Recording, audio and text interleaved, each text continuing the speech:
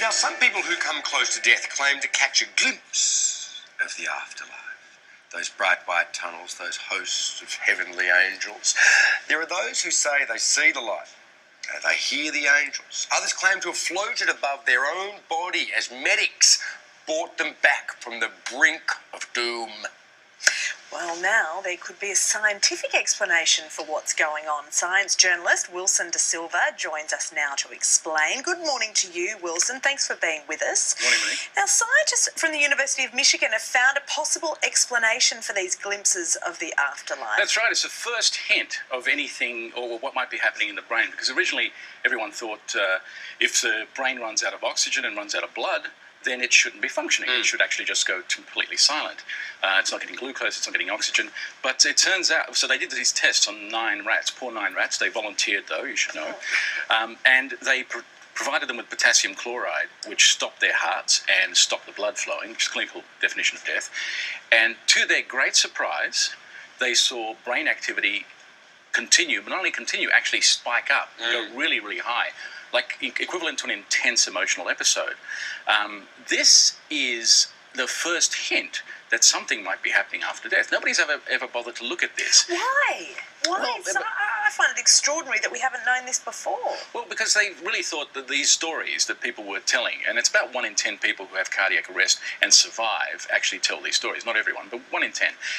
They do tell these stories of intense lights, tunnels. Sometimes people talk about angels. It seems to be relevant depending on the religion you're into, though. If you're an atheist, apparently you don't see anything like that. But the remarkable thing is that nobody had looked for this, because firstly, it's really hard to get volunteers, human volunteers, to go through death. Sure. I can imagine. So they did it with rats, and the rats, they were trying to explain what was happening on in the brain, because it might be possible to use that information to bring people back.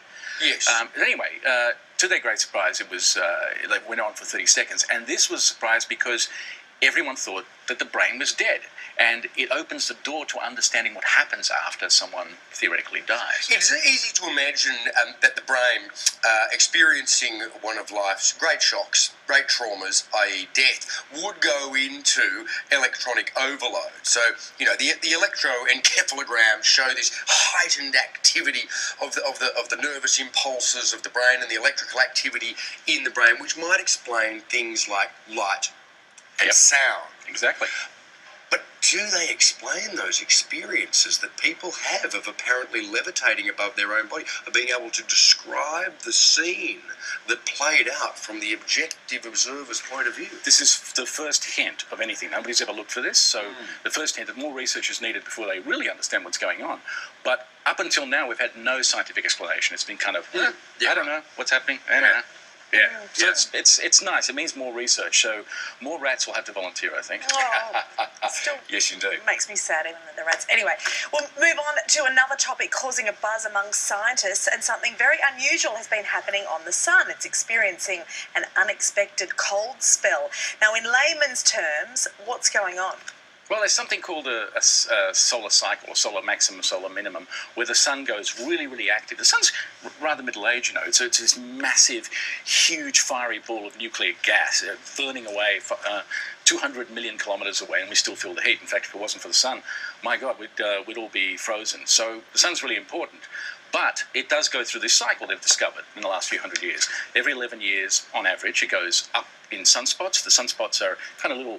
Well, they're actually the way they sound. Sunspots, they're spots on the surface of the sun.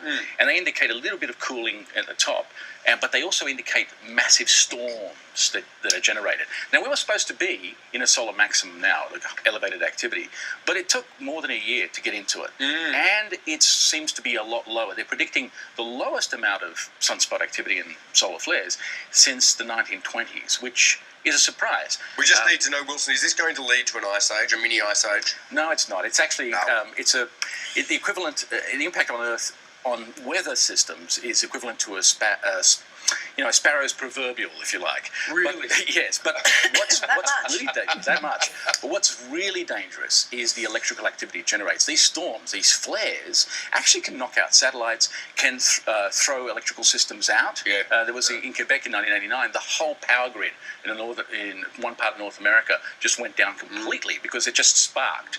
So these geomagnetic storms create masses of magnetism that can actually wipe out. And because these days we have all mobile phones and rely so much more on satellites, it actually could be a little bit scary if we have a really bad storm like back in 1859 where telegraph wires caught on fire. That's how intense it was. Really? Yeah. Terrific.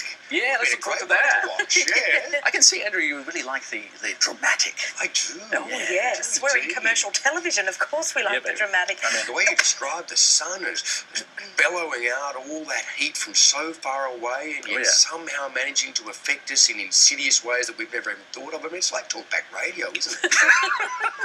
Exactly. Wilson, thank you so much. We're out of time. Interesting stuff.